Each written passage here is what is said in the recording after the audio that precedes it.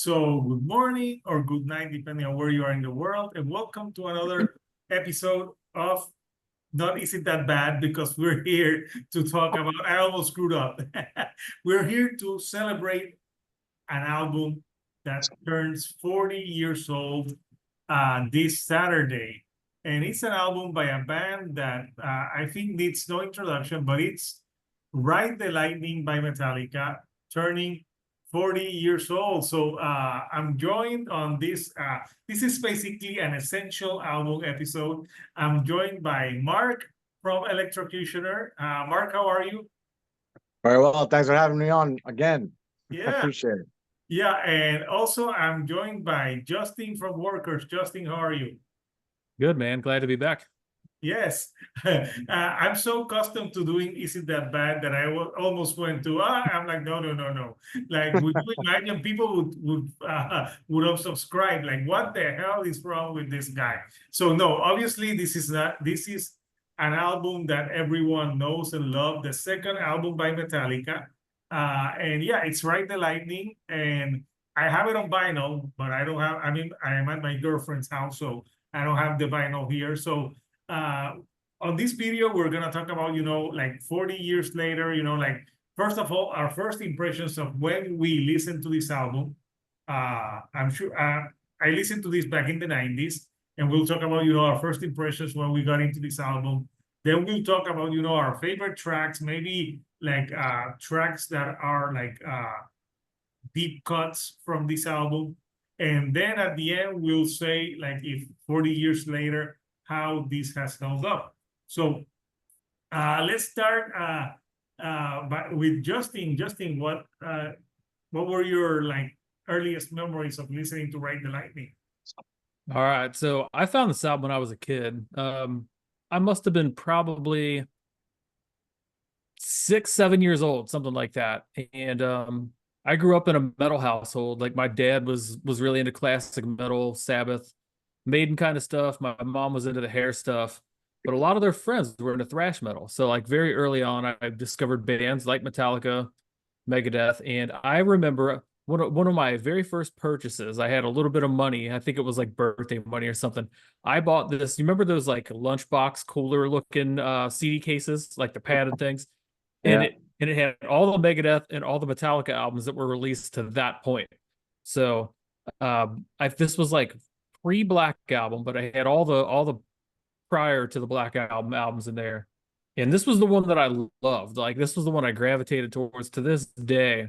Absolutely my favorite Metallica album. But yeah, right from the get-go, this thing just it comes out of the gates. You get 2 seconds of clean guitar, and then it just absolutely kicks you in the teeth. It never stops.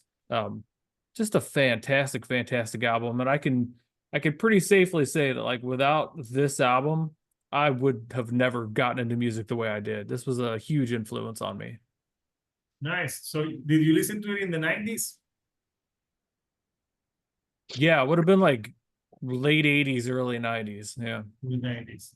Nice. What about you, Mark? When did you first listen to Ride the Lightning?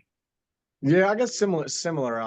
My twin brother, when he was young, I don't know, maybe 6 or 7, he was for some reason obsessed with Wait, Metallica. you have a twin? I have a twin. We're not There's another identical. Mark, like is he the clean version, like that, like the non-metal version of you? Exactly. Perfect. Yeah.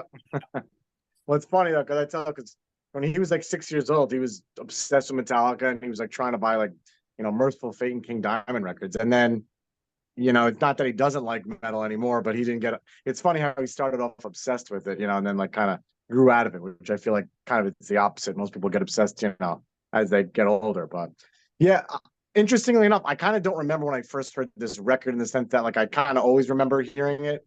I do have a vivid memory of my brother like jumping on his bed, listening to like For Whom the Bell Tolls, and I remember like, dude, you gotta put that on a mixtape for me. So I remember having For Whom the Bell Tolls on a mixtape. If people are old enough, the mixtape. And I guess I've just heard the album, so I guess I when I first heard it, I was kind of a kid. It was like background music. So I guess when I was a teenager, it's kind of when I went back to kind of listen to it, and as an actual album, like diving deeper into it. So And which was interesting because I feel like I haven't listened to this album in like 4 or 5 years. So just to kind of like get back into this for the 40th anniversary and this little show we're doing right now, it's cool to kind of like, all right, let me go back into that album, listen to it again, like pay it a visit, you know? Yeah, no, it's cool to go revisit it. So I got into Metallica in the 90s, but the first I got into first with the Black Album. I was in high school and I was in a Catholic school, and there was this dude that went to school with me who was like the guy who liked metal. So he put that to me at first, and at first I'm like, what is this? And I thought, that I think that's cool, that's heavy. And he said, no, you. And then I listened to the previous four records, and I like Kill 'Em All a lot, but I think when you listen to Kill 'Em All and Ride the Lightning, there's like a super growth. Yeah. Kill 'Em All is fun, but they sound like more immature. And then you get like Ride the Lightning is like a mature record with mature themes. I just remember I was reading Wikipedia. Apparently, it said that Creeping Death was the single, and I'm like weird. I always thought Fade to Black was the single, but I remember Creeping Death because it's obviously I grew up in a Catholic school, and it's all about ancient Egypt and the plague, the first Yeah. born, and it's going to kill. I'm like, wow, this is making religion fun. Like because I remember those religion classes, like they were so boring, but if they taught it like this, it would be more interesting. And yeah, I remember that song Creeping Death live sounds amazing, especially when the live shit Beach and Purge, where I think they have Jason Newsted doing like the more of the vocals on that one. I thought that was cool. So yeah, I remember I listened to this one. Sometimes it's between Master of Puppets and this one. I love both. I think it depends on the day. But I think this is, first of all, it was produced like 3 weeks. They did it in Copenhagen with Ian Rasmussen, I think is the name of the guy who did this album. Flemming, yeah. Flemming, Ian. I'm thinking of Ian, something about this, but Flemming Rasmussen. And it's an album. Those what I like about those like 80s metal albums is that they're just 8 tracks. And it's like the perfect length. Like you had all killer, no filler, and the side A, side B. And this album, like Justin said, when it starts with that soft like intro to Fight Fire with Fire, and then you get the build up, and it's just relentless. And I know the band got a lot of shit because Fade to Black was like the ballad at the time. Yeah. Which I still think to this day is an amazing track. But yeah, I really got into this one, and it's just the growth from Kill 'Em All to this one. What do you think? Like Justin, what do you think? Like the difference of like when you listen to Kill 'Em All and then you get like a second record that it's like so much better, like in every way and form. Yeah, I've always said that Ride the Lightning was the album where Metallica became Metallica.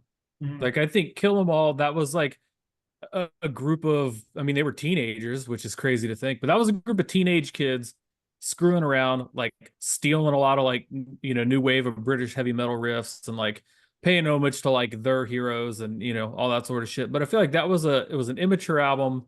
It was cool. It got them to where they needed to go. But yeah, it's like the sonic difference, the difference in performance, the difference in like the overall vibe and seriousness of the music, the lyrical growth, like compositional growth, like just off the charts. Like it's hard to believe that between 83, now of course they did write those Kill 'Em All songs prior. I mean, I think some of those they were playing all the way back in like 81, but still like an album from 1983 and an album from 1984.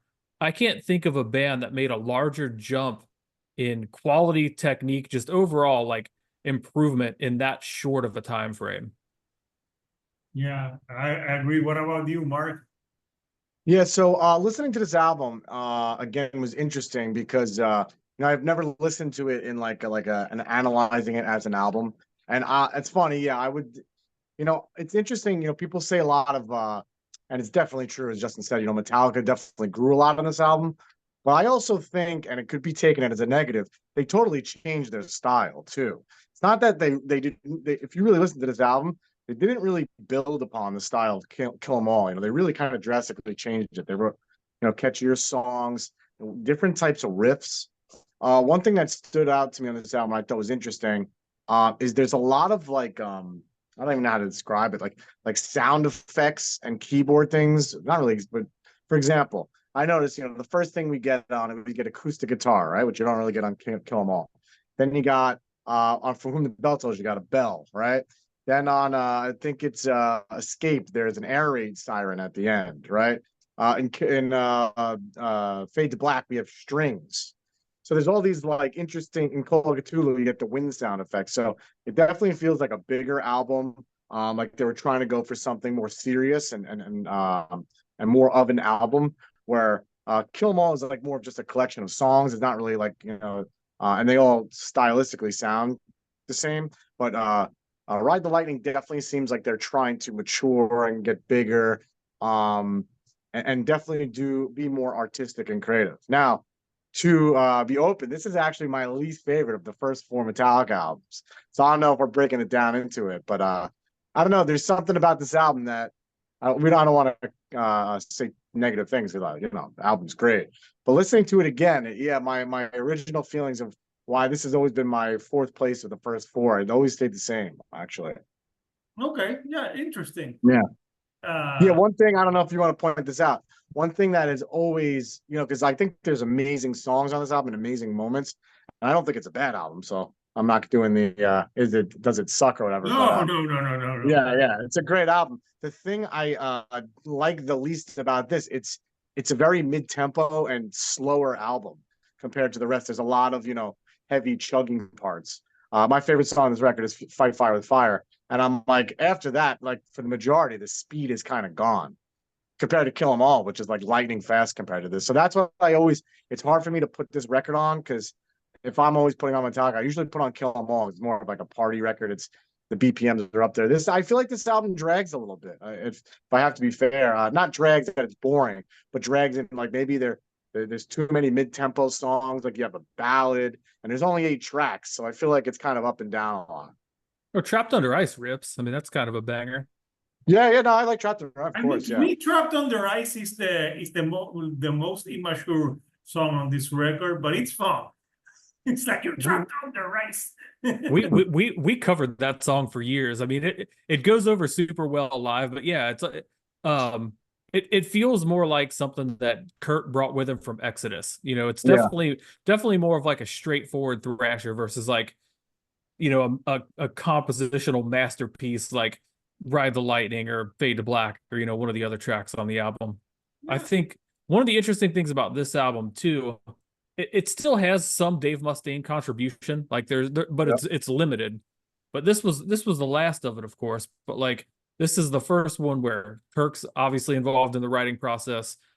Cliff had more of a handle on writing and adding to composition. So I think that's why I always thought that this was the album where they became Metallica. This was the album that definitely paved the way. Like you can hear much more of Ride the Lightning in the following 3 albums than Kill 'Em All to me kind of is like I don't know. It's so disconnected from the rest of the catalog that it took all the way until like Hardwired, when they did the title track, that goofy Hardwired track, which was kind of a throwback to Kill 'Em All, but they never really revisited that sound, that style of riffing, drumming. So yeah, I mean, this was just such it was a big departure. But without this, like you don't have Metallica. I think of like it's like a shorter version of Hit the Lights. What's that? Hardwired? Yeah, exactly. That's exactly what they wrote it to be. And like, if you know how to play the songs, they're very similar. They really didn't even try to hide it. But it was kind of back to that old Mustaine style of riffing, like it kind of feels like Motor Breath, and it kind of feels like some of those like Jump in the Fire, like a lot of that sort of stuff. They never really revisited that stuff. They definitely moved on from that. Yeah, that's why I think it's important to note that this album's a growth and a maturation, but it's also like they are abandoning, and that's not a positive or a negative. Maybe you could say it's like you said, it's a real departure. Like it's disconnected, and it's not a good. you And could it's say amazing that that they, happened in like a year too. yeah, You maybe know? you could say they were trying to stand out from the other thrash metal bands. Like we need to do something. Like everyone wanted to be super fucking fast, but maybe they. I think on this one, what they did is they concentrated on writing superior songs. And that's what these are, superior songs. And when you finish an album with an instrumental like the call of I don't know, is it Cthulhu or Cthulhu? Yeah. That it's inspired by H.P. Lovecraft.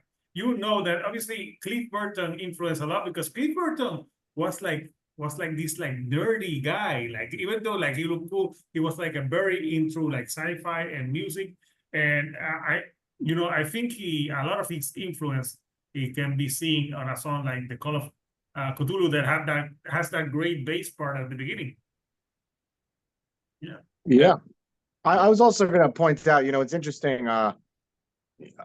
It was interesting. I felt like it's in For Whom the Bell Tolls, of course, that iconic bass line. Yeah. And then in Cthulhu, he did a lot of interesting stuff with the wah, kind of like these noises and solos. But Cliff's bass is really, there's really no noticeable bass lines on this record. Like it's really just a riff heavy oriented record where he's not really like doing any like Geezer Butler stuff where he's departing. It seems like it's all just straight ahead for the most part. Or my car stereo sucks. So you guys could tell me if you heard something. Yeah, I mean the bass playing is phenomenal, but yeah, I mean he's a lot of following the riffs or a lot of like playing the thirds or whatever. But kind of to the point though of like them departing from their original sound. This kind of stuff fascinates me because we're talking about a 40-year-old album. We're talking about, I don't know how many, I should know this because I'm like a super fan, but I don't know how many studio albums they've got now, but a ton, an absolute They ton. have, so the Black Album is the fifth. Then they have Load, Reload 7, Saint Anger 8, Death Magnetic 9, 10 Hardwire 11 because I'm not counting Lulu. Yeah, so 11 studio albums, but they've got a career that spanned over 40 years, and it's like, through the lens of where we're sitting now, we can say, oh, they departed, they changed their sound. But like they changed their sound like 40 something years ago. And it was like the first of like, six, 7 different times they were going to change their sound on us. So it's I think it's kind of a testament to like what Metallica is. Metallica was like this ever evolving to a certain point, always improving kind of machine. And then, they jumped off a cliff with the Load albums.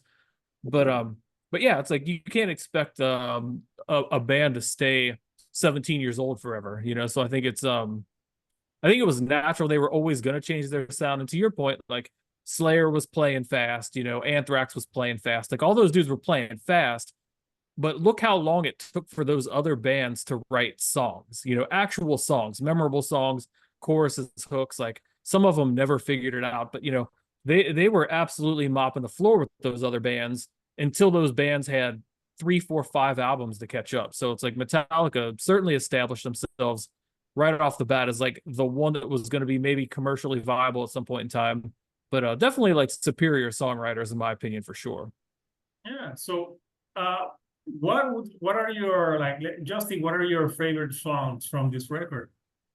Man, I love every song on this album, but if I had to pick some, like Fade to Black's probably my favorite song, period, of all time. Like of any band, any album, anything, love it. I mean, Trapped Under Ice, like I said, that's just a fun, stupid song. We've played live a whole lot. I like Escape, even though James hates it, and there's like a funny I story don't know about why like he hates it. I think it's a great track. it's a great track, but like I think he hates it out of spite. Like I don't think he actually hates it. I think secretly he probably likes it, but they weren't supposed. It wasn't supposed to be on the album. Lars sprung on him at the last second that they needed another song. So as the story goes, like they wrote that thing and James never liked it. But I think that's a really cool track. I like the riffs. I like for my own, live my way. I don't know. I like it. Yeah, I think it's really cool. And it's a really fun song to play. Like the riffs are cool, solo's cool. So I don't know. Yeah, I mean, top to bottom, I don't skip a single song. When I turn this album on, like I start it, I finish it. Sometimes I even let it start over again. So I seriously, I love every song on this album. Yeah, I have it on vinyl. I bought the Walmart version. That's like blue. But yeah, great tracks. What about you, Mark? What are your Yeah, favorite but tracks from this? by far my favorite track is Fight Fire with Fire. I think that is just such an aggressive, heavy song. It's a great way to start the album with the contrast with the acoustic guitar. Um, Also, what I think is interesting, got to remember, even though it's Metallica's second album, it's got to be uh probably within the first 10 thrash albums ever made, because if you count Kill 'Em All as being like the first thrash album, this got to be like, it's only 1 year later. So what I think is also interesting about Fight Fire with Fire, it's probably the first thrash metal song about nuclear war, which is like becomes, you know, like a defining, topic and theme for thrash metal. So Fight Fire with Fire is my favorite. I would say after that, my favorite is probably Ride the Lightning. I just think those two guitars opening that track sound like lightning. And it's like it just that riff is just so weird because Metallica usually doesn't do riffs like that, like where it's just two harmonies up top, there's nothing low. I think it's That's a fascinating. that's a Mustaine riff. Yeah, yeah. And so I know Cthulhu is right part of it. So Mm-hmm. uh That's the intro to Hangar 18. yeah, yeah. Which Oh makes a yeah, lot of sense to me because I prefer Megadeth. So all the stuff I dig is Mustaine. But yeah, and I would say honestly, the rest of the tracks, like and it also might be just we're so spoiled that we've been listening to this album for 40 years. So it's like you can't go back and say like, like I'm sick of Creeping Death, but it's probably because I listened to it hundreds and hundreds of times, So but just objectively analyzing it and like what was Fight Fire on Fire is by far my favorite. And Ride the Lightning. I think besides that, I'd say probably one of the best written songs is probably Creeping Death. Actually, as I was listening to it today after the first time, I do think Cthulhu goes on for a little bit too long. As much as I used to think it was so epic, I was kind of like, all right, this is a little too much at the end. yeah. I always want to know what it felt like. I got these albums, after they had been out for a while, and like I didn't have the full scope of like having an adult brain and like watching the Right. evolution of music at that point in time. But like I always wonder what it felt like in 1984 if you Right. had, you had Sabbath and you had some of this other stuff, but you never had anything that just absolutely kicked you in the teeth the way that intro riff to Fight Fire with Fire. Like that must have felt like the heaviest goddamn like Yeah. unimaginable thing in the fucking world the first time you heard that. Yeah, that's why I said like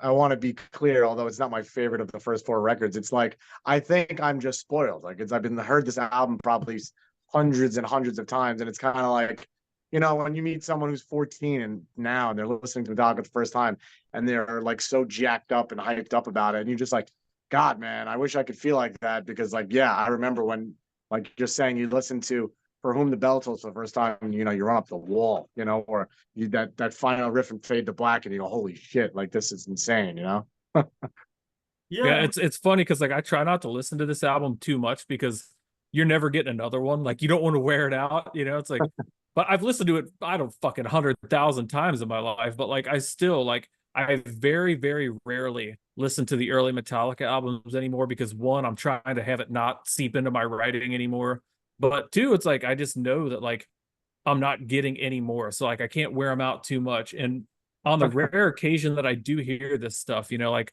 whether it's playing, they still play this stuff, which is a real testament. Like this shit gets played on FM radio every day, like songs off of this album, where you hear it casually at like the record store or whatever. But on the rare occasion that I do stop and listen to this album or listen to some of these songs, they still do. There's something about them. I love that razor sharp guitar tone. Like I know the production obviously got better over time, like the Puppet sounds infinitely like thicker, but there was always something about that Marshall guitar tone they had on this album and the way those riffs cut and like the drum sounds were great. There's just, I don't know, I've spent years and years chasing this guitar tone, just always loved it. There's something about this album that I swear to God, like I'm fanboying out, but it just grabs me by the balls and like it never lets go. So I'm just an enormous fan of this album, the production, the whole thing.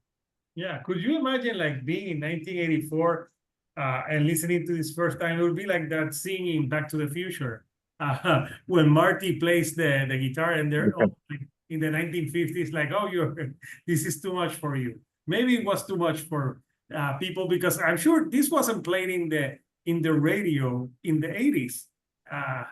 Like for, you know, it's for us saying right now that Metallica not played on the radio, it would be like unimaginable. But yes, there was a time Right.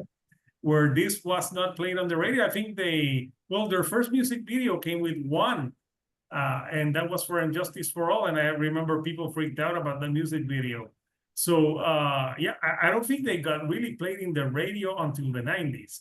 So they at that point they were a very successful underground band. I think it's with Master they got more higher, but yeah, it wasn't until the Black Album. But yeah, I would say my favorite tracks. I think I was listening today again. I've listened to his albums lots of time, but I think Ride the Lightning is a great track. I don't know, like Mark says, it does sound like you feel like the first chorus it sounds like lightning, and you know it's just a great song. And I think also James Hetfield came more into. He does sound more like what he sounds now on that record than on Kill 'Em All. I think his voice, he found his voice on this. Yeah. You know what's very interesting about that is that, and I think it's Flemming knowing how to record James's voice and get the best sound out of it. But James, if you watch like the early performances, one, they were a sloppy mess back then. Like they as tight and as great as these albums were, you watch them play them live, and like they were totally just like a punk rock band up there, just like slopping through these songs. They weren't tight at all. But James still sounded very young and very immature all the way through like the Puppets tours, but he sounds like a grown man on this album, which was always, it's kind of a weird historical mind fuck when you like go back and you listen to the live versions, you watch the live albums, because I feel like James's voice on this album as it was recorded is what he grew into and then learned to imitate live. So this was like such a turning point in so many ways, but I feel like Flemming set the bar for what James's vocals should sound like and what Metallica should sound like. And then James had to like learn to do the thing that Flemming beat out of him in the studio. It's kind of crazy. Yeah, I noticed that. Sorry about that. Go ahead. No, go ahead, man. Yeah, I noticed too, you know, listening to this album compared to Kill 'Em All, that, you know, you kind of got because in Kill 'Em All, he's kind of doing this like howling kind of thing. Like he's almost kind of just really just yelling and belting it out. Where Ride the Lightning, he still sounds like Kill 'Em All, but it's like you're saying, yeah, he sounds more mature and scary even. Like he's really got power behind these yells.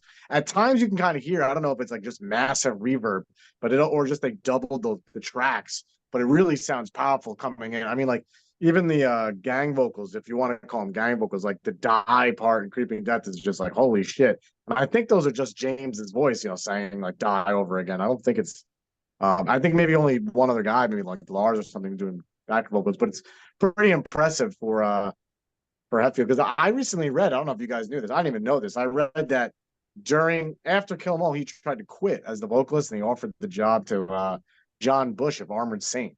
I had no idea about that. And you know, I didn't know that. I actually had John Bush on the channel. Yes, that's right. You did. I interviewed, but I didn't ask him that question because, yeah, he's been asked that question so many times. But oh, wow, I never knew that. Yeah, but he said no because he wanted to stay with his buddy in Armor Saint. And, you know, I think John Bush is a great vocalist, but Metallica wouldn't be Metallica without James's vocals, in my opinion. Like, it would have become something different. And something, when I listened to his album, also, like the first album, I think it sounds more like Motorhead, like the type of like more punkier vocals, faster. And on this one, they, you know, definitely like what the producer did, got James' best vocal takes. I still love For Whom the Bell Tolls, Creeping Death, and yeah, Fight Fire with Fire. I like every track on this record, even the one that James hates.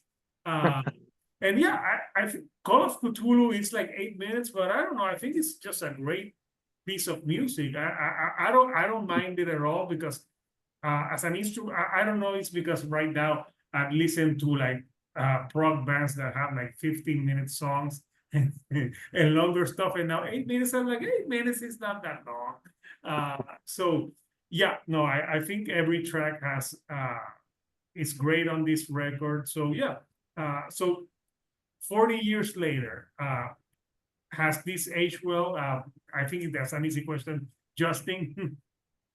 Yeah, I mean, I think it aged well. I think that I think more so than aging well, it's cemented itself as a very important album. So, you know, there's different ways to see, how something aged. Like, does it feel relevant in today's context? Like, sure, I mean, metal's kind of moved on and evolved, but like it's undeniable. Like, you cannot possibly overstate the importance of this album and like the influence it had on the genre as well as other bands. I think that with Kill 'Em All, I think this is the absolute biggest difference. With Kill 'Em All, Metallica was following. I think they were taking things from other bands that they liked and they were playing a style of music that was somewhat familiar, but I think they just broke the mold completely with this. I think they stopped following and started leading with this album. And I just really seriously think this laid the groundwork for the next three albums after it. And as we very well know, like they changed the face of heavy music forever. So I mean, this was the first step in the career of an absolute monster that'll never be replicated. Songs hold up, lyrical content's great. There's no cringy moments. There's nothing that you listen back to and like Megadeth or something, talking about like Reader's Digest in a song or something. There's no weird shit here that like it doesn't have like that needs like historical. There's nothing that needs like context. Everything's still, if you just discover this album today, like it totally feels appropriate for the genre. It still kicks ass. I love it. Yeah, and I think love it or hate them, you can't deny. Yeah, a lot of people like Lars sucks, everything, but yeah, but he's written one of some of the best heavy metal albums of all time. Like when I think of like Ride the Lightning, Master of Puppets, these albums are right at the top of the game, like for albums. So what about you, Mark? 40 years later, what are your thoughts? Yeah, I think this obviously it absolutely holds up. It's a badass album. It's very powerful. One thing I think about this album, so I want to say some more positive stuff about it. What I think is really cool about this album, actually, the more I talk about this album with you guys, like, maybe I like it more than I think. One thing I think that I do think Ride the Lightning is a special album for Metallica, and I don't mean just because of all the points we talked about. Like, for example, the songwriting and the growth. I think that's one thing that is interesting about this album is it has really a dark sense of atmosphere. I don't know if you guys, but I'm weird like this. Certain albums for me are like, nah, that's a winter album. Like I usually put this on when it's brutally cold out and there's snow on the ground. For some reason, this album just captures and I think it just comes right down to the dark album art. It's very spare, but it's purple and dark blues. Right from the contrast and different sounds, you're definitely not getting ear fatigue on this album. You have instrumentals, you have a slower ballad, you have acoustic guitars, mid-tempo songs, fast ones. Kill 'Em All and Justice and Puppets, whether you like them, some albums are more progressive. Definitely the production's better on albums. I think this album is just there's kind of like scariest sounding album. It's a really dark and moody piece. It's a really moody work as an album, where I think you could say Puppets and Justice may be a better album, but I don't think it has a sound like this album has. It's a feeling when you listen to it. It's very like, it's got a sense of mystery to it. So that's one thing I think that's really special about this album. Whether this is your favorite Metallica album, you don't like it, you love it, I don't think you can deny that it's kind of like where Rain in Blood has that. It has even if that's not your favorite Slayer album, it has this kind of mood. It sets the tone right away. And I think that's what's special about this album. That's why I think it definitely holds up, and I'm sure it'll be just as inspiring to young metalheads when it's 50 years, and we're gonna feel really old when it's at their 50th anniversary.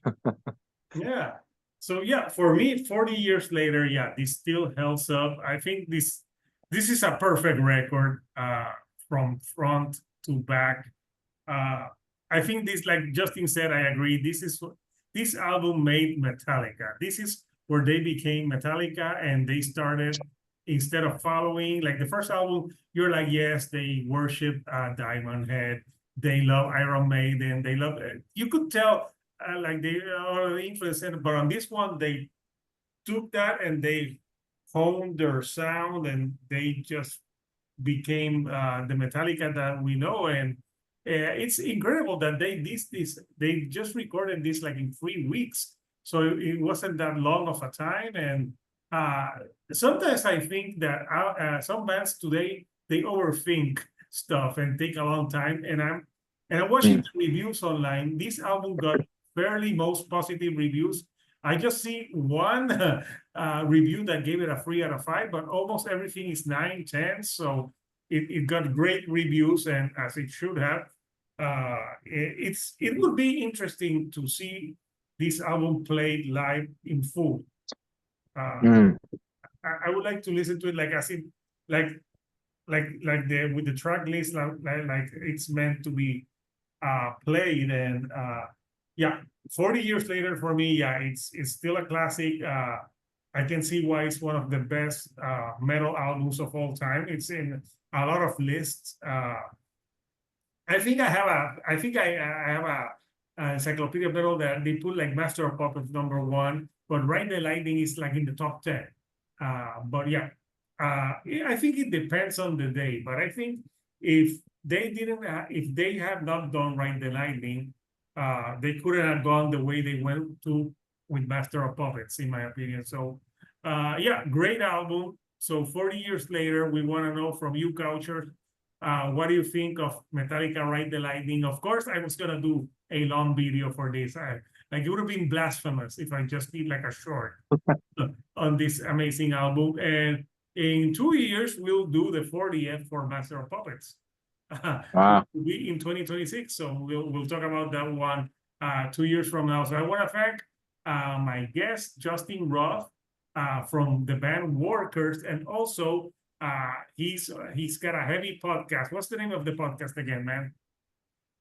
I've taken over as the host of the Heavy Business podcast. The Heavy Business. If you want to check that out, we talk to journalists, we talk to people inside the music industry, and try to help your band screw up less. Yeah, that's a that's a good thing.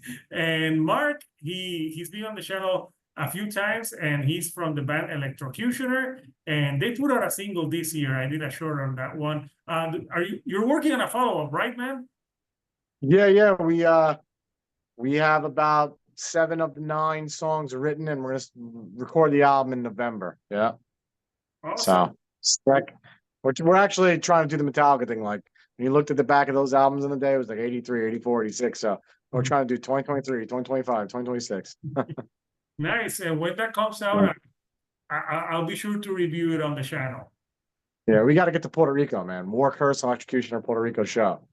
Yeah. Let's go. Let's do it.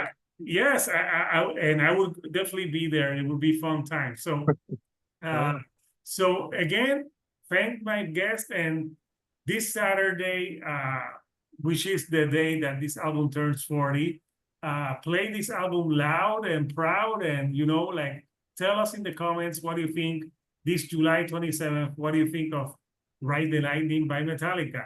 So until next time, people. This is Hector, the Shield Dude on a couch, and I'll see you right here on the couch. Thank you and goodbye.